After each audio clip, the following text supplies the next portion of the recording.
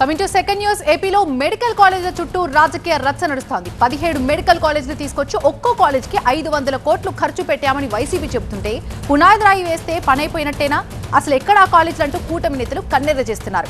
అంతేకాదు పోటాపోటీ మెడికల్ కాలేజీల పర్యటనలతో పొలిటికల్ గా హీట్ పెంచుతున్నారు.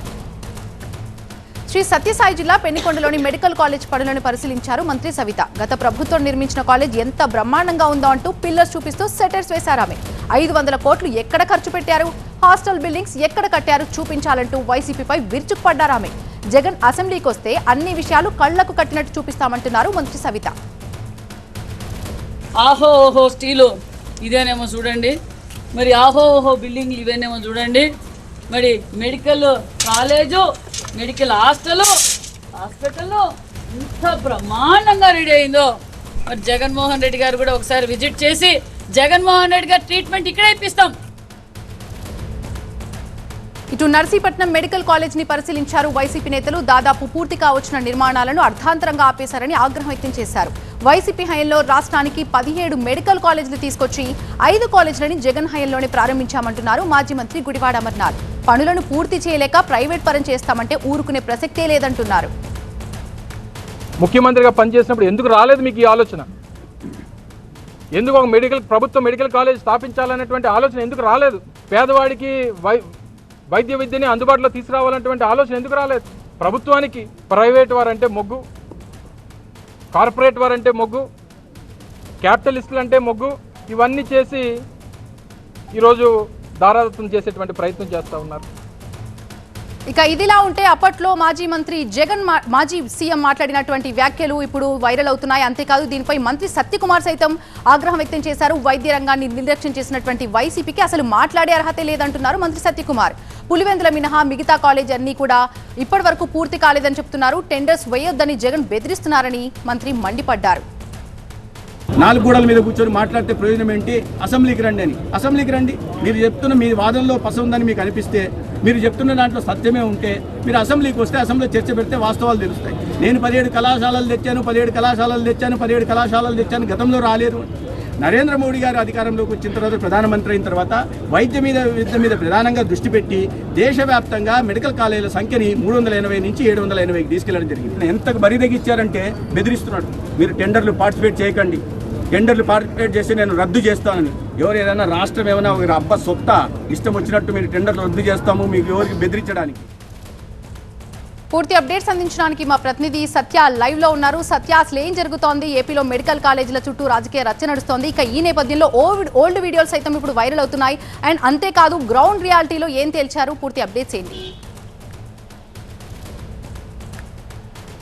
అంటే మొత్తం రాష్ట్ర వ్యాప్తంగా 17 కాలేజీలకు సంబంధించి కేంద్రం మంజూరు చేస్తే అందులో కొద్దిపాటి అంటే 17% పూర్తయిందనేది ఏదైతే కూటమికి సంబంధించినటువంటి మంత్రులంతా చెప్తున్నారు. మొత్తం 17 మెడికల్ కాలేజీలకు సంబంధించి ఇప్పటివరకు ఒక పులివెందుల్లో 70% తప్ప మిగతా ప్రాంతాల్లో ఎక్కడా కూడా 20%, 15%, 40% పూర్తయిందనేది ఏదైతే ఆరోగ్య శాఖ మంత్రి సత్యకుమార్ యాదవ్ కానవచ్చు, అలాగే ఇందాక సవిత కూడా పిల్లర్లు చూపిస్తూ ఆవిడ మాట్లాడినటువంటి పరిస్థితి కానవచ్చు. మరోపక్క దీనికి కౌంటర్గా వైసీపీ నేతలు కూడా గుడివాడ అమర్నాథ్ కూడా మెడికల్ కాలేజ్కి వెళ్ళారు. 3 అంతస్తులు పూర్తయిపోయింది.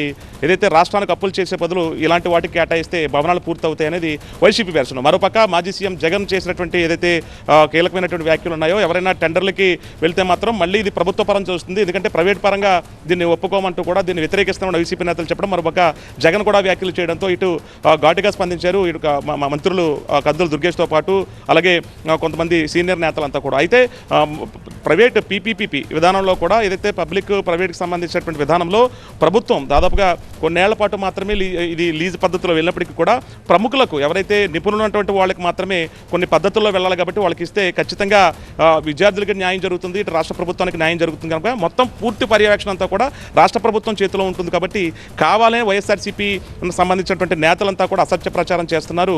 రాష్ట్రానికి మంచి జరగాలనేదే చంద్రబాబు ఆశయంతో మేము ముందుకెళ్తుంటే మెడికల్ కాలేజీకి సంబంధించినటువంటి అంశాన్ని మాత్రం కావాలనే ప్రజల్లో అపోహలు సృష్టిస్తున్నారనేది మంత్రి సత్యకుమార్ కూడా సవాల్ విసిరారు. ఏదైనా ఉంటే అసెంబ్లీకి వచ్చి చర్చించాలి తప్ప ఈ రకమైనటువంటి అసత్య ప్రచారాలు, అలాగే పెట్టుబడులు పెట్టడానికి వస్తున్నటువంటి ఏదైతే ఉన్నత విద్యకు కానవచ్చు, భవనాల పెట్టుబడులు కానవచ్చు, వాళ్ళ లేఖల రూపంలో సీఎం జగన్ వాళ్ళని బెదిరిస్తున్నారు. ఈ రకంగా టెండర్లు వేయకుండా అడ్డుకుంటారని చెప్పడం ఎవరు క్షమించరాని విషయం అనేది మాత్రం కూటమికి సంబంధించినటువంటి మంత్రులు చెప్తారు. మొత్తానికి రాష్ట్ర వ్యాప్తంగా కూడా ఇప్పుడు మెడికల్ కాలేజ్ అంశాన్ని రాష్ట్ర ప్రభుత్వం మంత్రులంతా కూడా దీన్ని ఒక సవాల్గా తీసుకున్నారు. ఎక్కడెక్కడ ఎంత పూర్తయ్యాయి, ఎంత మేర పూర్తి చేశారు, మొత్తం 8,500 కోట్లకు పైకి సంబంధించి ఇప్పుడు కేవలం 1,350 కోట్లు మాత్రమే ఖర్చు పెట్టిన నేపథ్యంలో మిగతాది ఎందుకు ఖర్చు చేయలేకపోయారనేది ప్రశ్నిస్తున్నటువంటి పరిస్థితి. ప్రస్తుతం ఉమ్మడి ఏదైతే కూటమి ప్రభుత్వానికి సంబంధించి మెడికల్ కాలేజీల అంశం ఇప్పుడు రచ్చకెక్కుతుంది.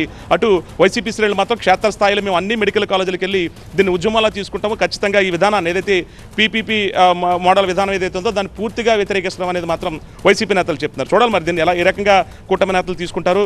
ఒకవేళ దీన్ని లీజుకి ఇచ్చే కనుక 34 ఏళ్ల పాటు లీజుకి ఇచ్చిన తర్వాత మళ్ళీ ప్రభుత్వమే దీన్ని ఆధీనంలోకి తీసుకుంటుంది అనేది మాత్రం కూటమి నేతలు అలాగే మంత్రులు చెప్తున్నటువంటి పరిస్థితి.